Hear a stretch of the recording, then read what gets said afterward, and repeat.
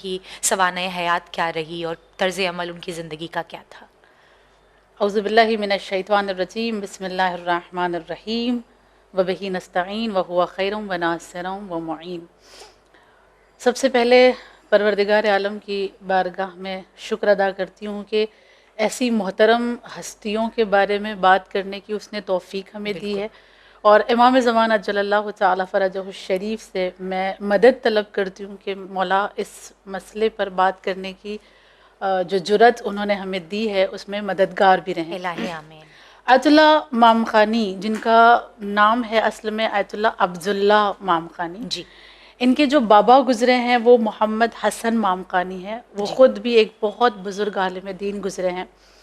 Najaf Ashraf میں زندگی گزاری ہے انہوں نے، اور نجف میں ہی ان کی ولادت ہوئی ہے۔ اچھا، نجف اشرف میں ہی یہ پروان چڑھے، اور وہیں پر انہوں نے 5 سال کی عمر میں ہی انہوں نے اپنے بابا کے زیر نگرانی درس حاصل کرنا شروع کر دیا تھا، جس میں آپ کہہ سکتی ہیں کہ قرآن کا حفظ کرنا انہوں نے شروع کر دیا تھا۔ اور اس کے بعد جب یہ 18 سال کی عمر تک آئے ہیں تو درس خارج تک پہنچ چکے تھے، ماشاءاللہ۔ اور درس خارج انہوں نے حاصل کرنے کے بعد خود اپنے گھر کو مدرسہ بنا دیا تھا۔ اگر ناظرین کے لیے آپ تھوڑے آسان الفاظ میں درس خارج بتانا چاہیں۔ درس خارج جس میں بزرگ علماء آپس میں بیٹھ کر کسی مسئلے کو لے کر بحث و مباحثہ کرتے ہیں، تو وہ درس خارج 18 سال کی عمر سے انہوں نے شروع کر دیا تھا اس میں بیٹھنا۔ اور پھر اس کے بعد ان کے سلسلے سے یہ کہا جاتا ہے کہ یہ اس قدر علم دوست تھے، علم ان کو اتنا زیادہ پسند تھا کہ ہر وقت کتابیں ان کے ہاتھوں میں ہوتی تھی، اور کتابوں سے محبت کرتے تھے، کتابوں کو پڑھتے رہتے تھے۔ اور ایک بڑی لائبریری بھی انہوں نے عراق میں بنوائی تھی، جس کے بارے میں کہا جاتا ہے کہ بعد میں اس لائبریری کو خراب کر دیا گیا، اجاڑ دیا گیا، جیسا کہ ہم جانتے ہیں کہ شیعوں کی لائبریری جلائی گئی ہے، ان میں ان کی بھی لائبریری شامل تھی۔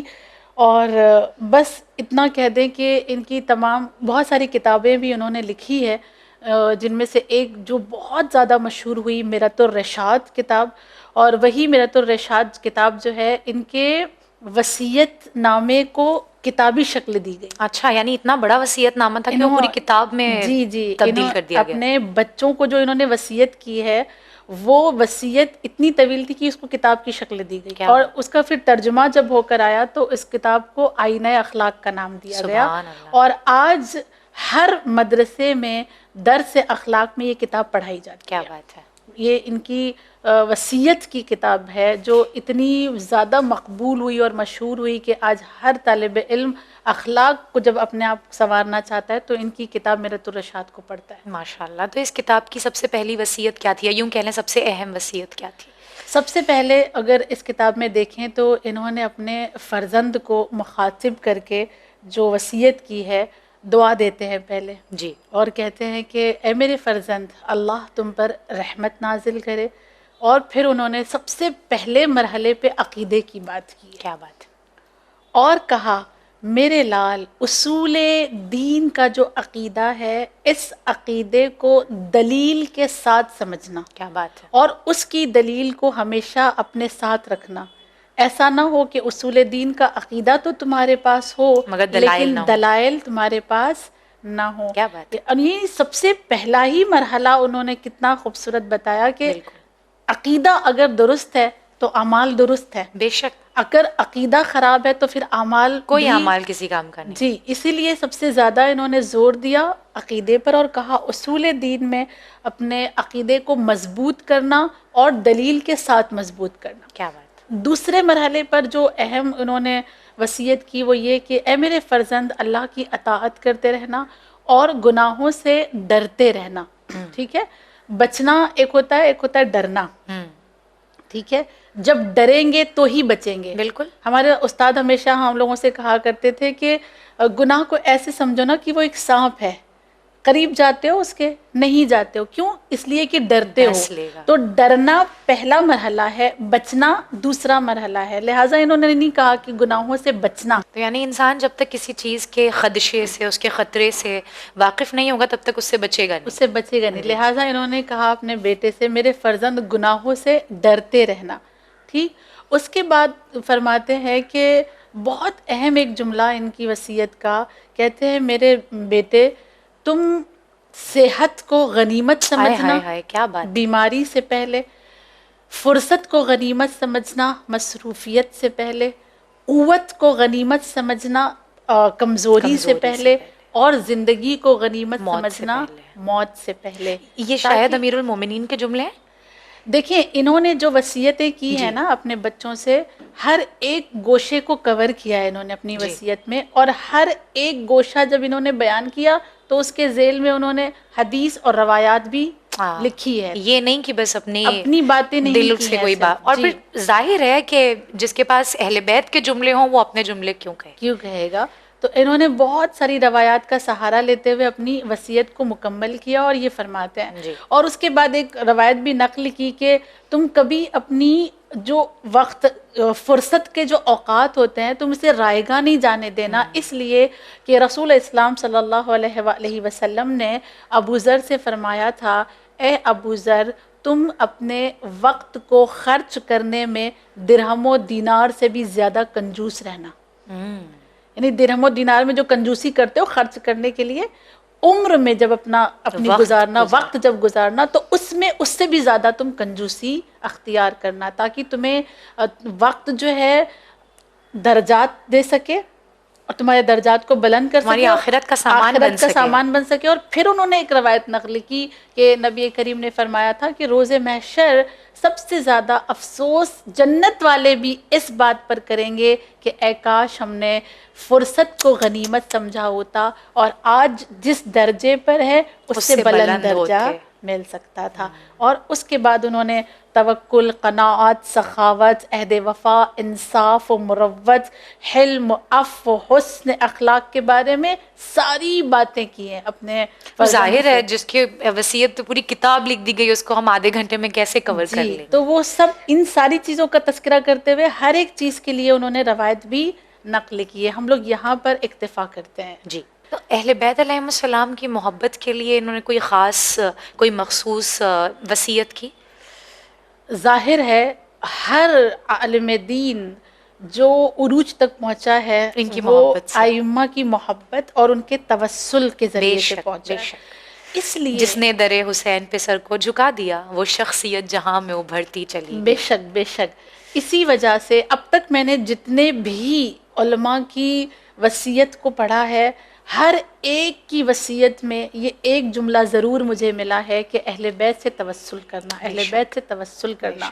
ان کے توسل کے بنا تم عروج نہیں پا سکو گے، ان کی مدد کے بنا تم کامیابی حاصل نہیں کر سکو گے، اس لیے کہ اللہ ان سے محبت کرتا ہے اور ان سے محبت کرنے والوں سے بھی محبت کرتا ہے. جب ان کے وسیلے سے کوئی کچھ مانگتا ہے تو خداوند کریم انہیں ضرور عطا کرتا ہے. لہٰذا یہ اپنے بیٹے سے کہتے ہیں، اے میرے فرزند، اب ان کی وصیت کے جملے ہیں، اے میرے فرزند رسول اور آل رسول سے توسل اختیار کرو، کیونکہ میں نے تمام جتنے بھی اب تک روایات کو دیکھا ہے، ابھی اسی وصیت کے جملے ہیں، جتنے بھی میں نے روایات کو دیکھا ہے اس سے یہی نتیجہ نکالا ہے کہ اگر انبیاء سے بھی ترک اولا ہوا تو پھر ان کے وسیلے سے ہی ان کو معافی ملی.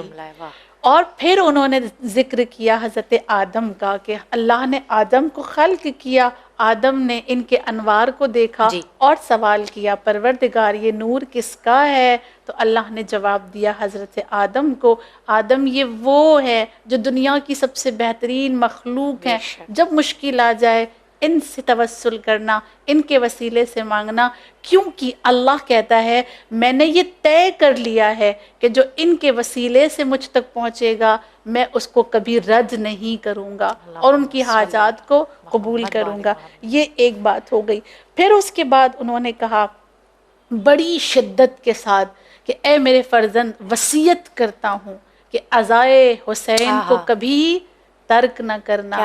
روزانہ، وہ نہیں کہہ رہے محرم میں، فرماتے ہیں اپنے بچوں سے کہ روزانہ کچھ مقدار میں مجلس امام حسین بپا کرنا.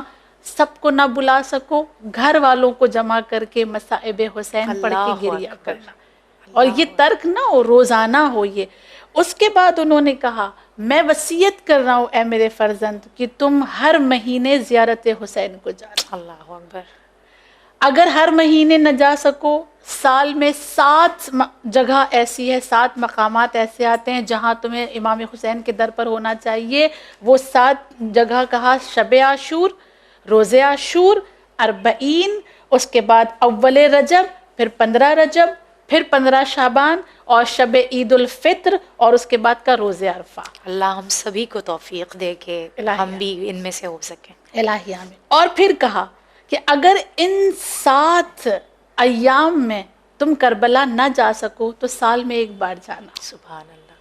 اور اگر سال میں ایک بار بھی نہ جا سکے تو زندگی میں ایک بار جانا. بالکل. کہ کربلا کی زیارت تمہاری دنیا اور آخرت کی کامیابی ہے. بے شک. یہ اہل بیت کے لیے اتنی زیادہ پر اثر کہہ سکتے ہیں آپ کو، یا پرکشش کہہ سکتے ہیں، وصیت ہے کہ جس کو پڑھنے کے بعد زمانے والوں کو بھی جواب دینے کا جی چاہتا ہے، کہ جو کہتے ہیں کہ بار بار کربلا جا کے کیا کرو گے.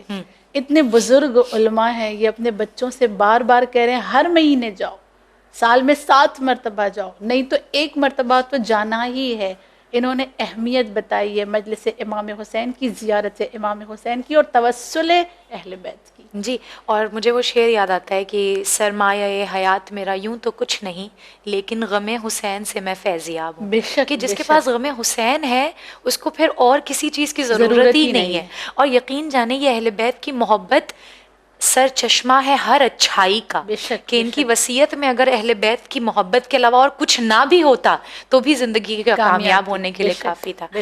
خواہر اتنے بزرگ عالم دین، اتنے گراں قدر عالم دین، تو یقیناً انہوں نے جہاں ہر چیز کی وصیت کی ہے، جہاں ہر چیز پر زور دیا ہے، علم پر بھی انہوں نے زور ضرور دیا ہوگا. علم کے اعتبار سے، علم حاصل کرنے کے اعتبار سے انہوں نے کیا اپنے بیٹوں کو یا بچوں کو وصیت کی؟ جی بالکل، علم کے سلسلے سے بھی انہوں نے اپنے بچوں کو وصیت کی ہے، اور اس طرح سے فرماتے ہیں، کہا کہ اے میرے فرزند، میں تمہیں علم دین کی سفارش کرتا ہوں کہ اسے ضرور حاصل کرنا، اس لیے کہ علم دین ہی واجبات کے ادا کرنے اور حرام سے بچنے کا مرکز ہے. بے شک. علم دین کے ذریعے سے ہی واجب اور حرام میں پہچان ہوتی ہے، فرق واضح ہوتا ہے. ٹھیک ہے، یہ ایک بات انہوں نے کہی. اور اس کے بعد بہت ساری علم کی فضیلت کے سلسلے سے جو احادیث آئی ہیں انہوں نے بیان کی اپنے وصیت نامے میں. میں صرف ایک فضیلت جو انہوں نے بیان کی ہے اس میں سے آپ کی خدمت میں عرض کروں، جسے ابو بصیر نے نقل کیا ہے امام صادق سے، اور امام صادق نے نقل کیا امیر المؤمنین سے. فرماتے ہیں آقا امیر المؤمنین کہ یاد رکھنا کہ علم کے بہت فضائل ہیں. بے شک. اور اب جو فضیلتیں بتائی مولا نے، فرمایا علم کا سر تواضع ہے، اس کی آنکھیں حسد سے بیزاری ہے. کیا بات ہے. اس کا کان فہم ہے. کیا بہترین حدیث. علم کا کان فہم ہے.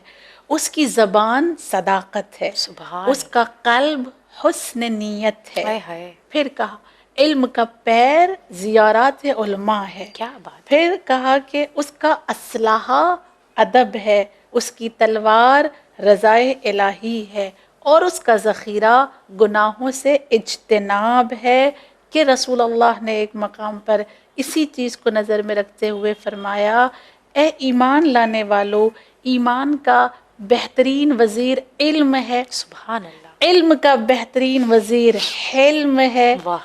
حلم کا بہترین وزیر نرمی ہے، اور نرمی کا بہترین وزیر صبر ہے. یعنی صبر آئے گا تو نرمی آئے گی، نرمی آئے گی تو پھر حلم آئے گا، اور علم آئے گا تب حلم آئے گا. یہ اس طرح سے انہوں نے فضیلتیں بیان کی. اور اس کے بعد آخر میں انہوں نے کہا کہ اے میرے بیٹے یاد رکھو، ائمہ کی حدیث ہے، اس میں امام صادق علیہ الصلوۃ والسلام فرماتے ہیں کہ جب اللہ کسی کو خیر دینا چاہتا ہے تو اس کے قلب کو علم دین سے بھر دیتا ہے. لہٰذا علم دین ضرور حاصل کرنا. اور پھر فرمایا، امیر المؤمنین نے عرض کیا ہے 2 پیاسے کبھی سیراب نہیں ہوتے، ایک طالب دنیا، دوسرا طالب علم. یہ ہمیشہ پیاس سے رہتے ہیں. جیسے آیت اللہ سستانی کے سلسلے سے ہمارے استاد بتاتے تھے کہ جیسے ہی کوئی نئی کتاب آتی تھی وہ پڑھ لیتے تھے.